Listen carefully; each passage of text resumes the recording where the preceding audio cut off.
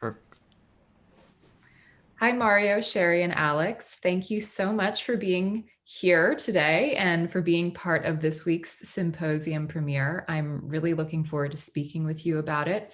And I thought I would start with Sherry, actually, and just asking you about thinking too much and why you were inspired to submit it to the symposium. Well, first off, thank you, Audrey and Mario and Alex. I really appreciate being part of this project. This is really very exciting, and I'm really honored to be part of it. Well, I submitted this image, Thinking Too Much, because it's part of a bigger series, actually, that I've been working on over the past few years called Movement Interrupted, which is sort of ironic now because our movement has literally been interrupted because of COVID. But at the time, I didn't know that, and I just titled, the series this. And this particular image, Thinking Too Much, is one of many from the series. And it's actually a photograph that I took off the television screen because I have this old TV and it breaks up and pixelates and fragments when we have uneven reception. And I'm sitting there with my camera and the tripod and I photograph the screen when it starts to break up and pixelate.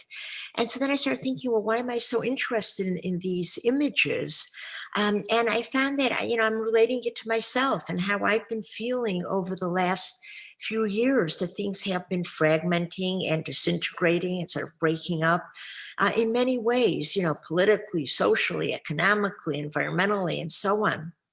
And I try to still find the beauty, though, within that kind of chaos that's happening. And so these images really are sort of chaotic, but I do see beauty within them. And this particular image reminded me a lot of myself because I'm often, thinking and thoughts are swirling in my head and worrying and so on. And I thought, well, maybe other people can relate to that. So that's why I submitted this image. And thank you for choosing it. Thank you so much for sharing that. And that kind of gives us a perfect segue to Mario. So what drew you into this photograph and why were you inspired to choose it as the basis of your composition? Yeah, so as I was scrolling through all of the artist submissions, this one really stood out to me. It's really vibrant. It has this nice mix of warm and cool colors, but at the same time, it's very fragmented, and the aesthetic of it just caught my attention right away. And I sort of put it to the side, saying like this one for sure, but let's keep looking just in case. But I just kept coming back to it, kept coming back to it. I was really drawn to the picture. And when Sherry told me about how she made it, I was really fascinated, and how this is sort of an analog digital glitch in a way, which is a super interesting combination, right? It's the mixture of the analog technology with sort of fragmenting and distortion. So I thought that would be a really interesting thing to try to recreate in some way through music. And then once Sherry told me kind of the story, or what this particular image represents, I was really, I hadn't seen it quite that way, but then once that's in my mind, I can't unsee it that way, right? This image sort of does represent all of us in this very strange and unpredictable, unprecedented time, with all these thoughts swirling around in our heads. So I was really excited to try to see what I could spin out compositionally from this image. So tell us a little bit about that process of spinning a composition out of this artistic inspiration. Like, what were some things that you did musically or showed musically based on the photograph? Sure. So there's sort of this kind of energetic stillness to the image, right? It feels like it's moving, but it also feels like it's capturing one moment in time. So I kind of wanted to do something with that. So what I did was I created 30 cells. So each of these individual 30 cells were recorded. So they were just cello samples, right? So they're unprocessed cello raw recordings that I then took and spun them out into an entire composition, which I gave to Alex. And then so Alex then recorded that composition, and then I took all of the cells that were within that composition, altered them digitally and analogically through the use of both software instruments and effects, as well as my modular synthesizer. So I'm actually creating this sort of sound world in both an analog and digital domain, on top of which the live cello can exist. So the work is for live cello and electronics, or pre-recorded electronics in this particular case. And I tried to capture that sort of energetic stillness, but also this sort of swirling of thoughts and images that we're constantly thinking of. So I tried to capture that in aural landscape as much as I could. That's really interesting, and I'm really looking forward to hearing this. So, Alex, what has this process been like for you, being the performer and being part of this in that way? Yeah, I was so struck by the image, of course, but also initially when Mario, when you sent the list of the cells and stuff, I was thinking, what is this like? I've never done anything like this or been a part of this, so I was just really curious more than anything.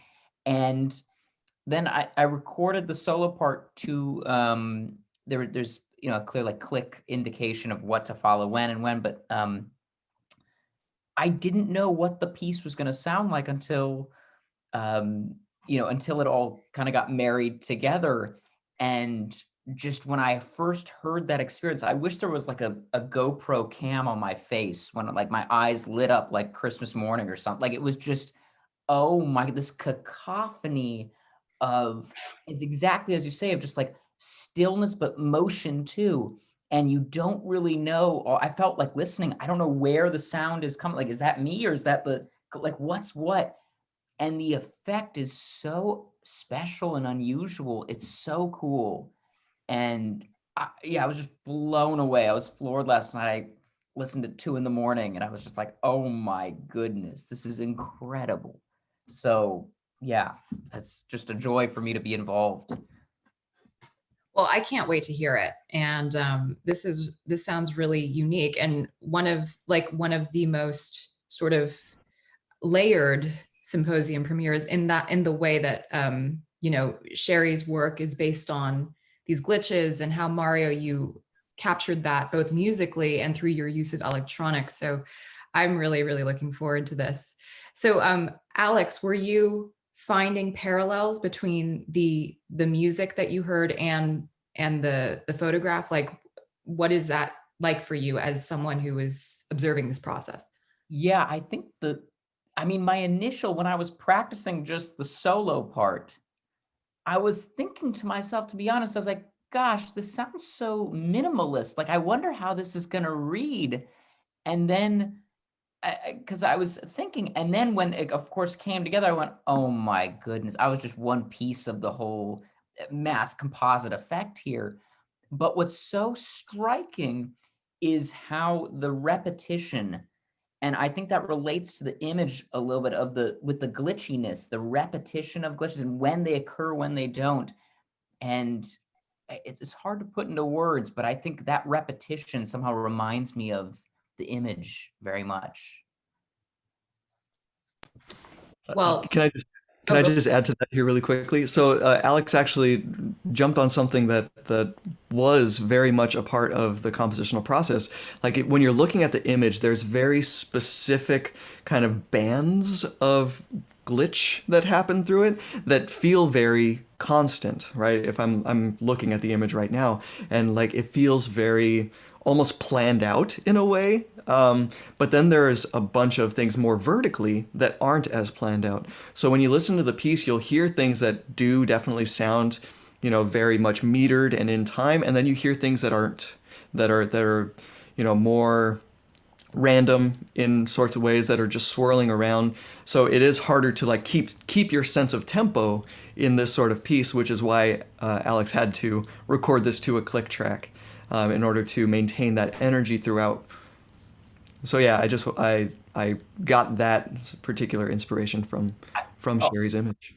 Also, I love how in composition. Someone may not know this if they're just listening, but how this is achieved through the meters of, you might have 3/4 regular meters that we expect, and then suddenly a 7/8 measure. And this doesn't come as a jarring effect so much as it just kind of shifts things a little out of like what you're like, oh wait, we're in a different plane right now. We're on a different band, if it were something. And that's just a really cool compositional technique I found working on it from performer's perspective.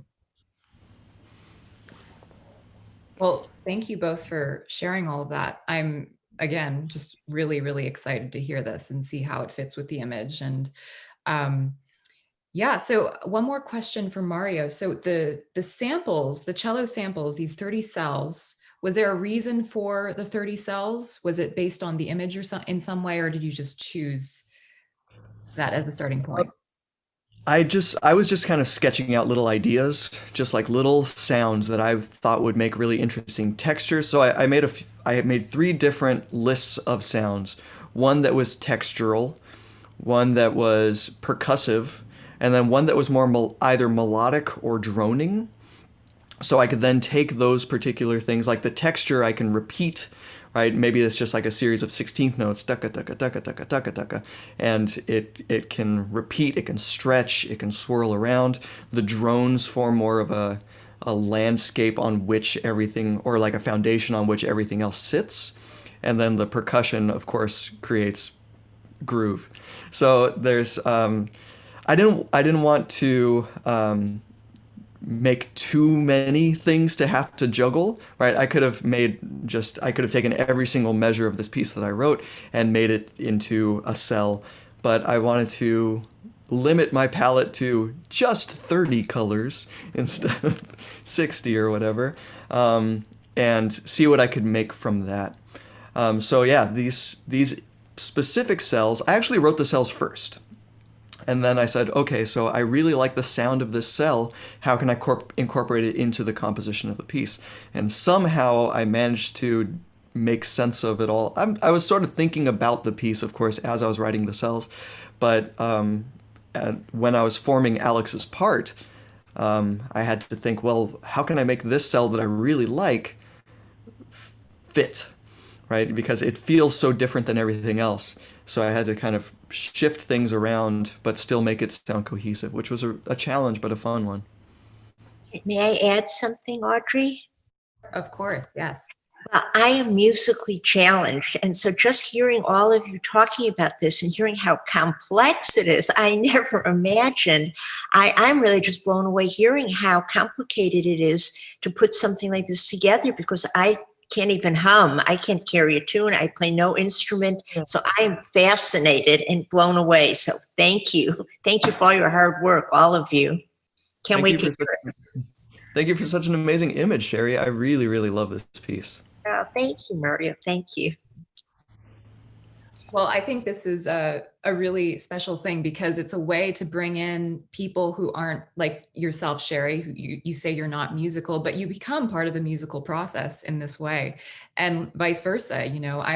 I'm Mario. I don't know if you're a photographer, or Alex, I don't know if you're a visual artist in any way. But photography challenge with it. Yeah. Okay, there we go. So that's a way for you to be part of the photography process too. So it becomes this one big sort of organism that we're all part of. And I get to watch and have a great time just seeing what you do. So thank you all for being part of this. I am blown away too. And I'm just so excited to hear this and share this with the audience. Is there anything else you'd like to add that I haven't asked so far that you're dying to share, or any last comments? Just thanks for putting this whole thing together. I thought this is a very cool program, and I may not have ever gotten a chance to meet Alex otherwise, or maybe we would have met in another time, or Sherry. I mean, it turns out I live very close to Sherry, so once we can see people again, it would be very cool to come say hi, Sherry. For sure. I'm in Oakland, and I have a wonderful art studio, big space, be terrific for concerts. So as soon as COVID is over and we can get together, let's definitely plan a concert here. So thank you, Audrey, for organizing it. Thank you, Mario. Thank you, Alex. Can't wait to hear it. Well, that's lovely. Thank you all so much. And so, Mario, you're in Oakland. Sherry's in Oakland. Alex, you are in Chicago. I'm in Chicago. My family, my whole grandparents they live in San Francisco. So I'm out there as much as I can. It's a shame that I didn't choose to hunker down on the West Coast and I stayed put in Chicago as the weather's getting bad. But yeah, I love that area. So we just all got to do something when we can. Definitely. Sounds It's good to in me. parts. Okay, thank you all so much. All right, no problem. Thank you so much for having us. Take care. Thank you.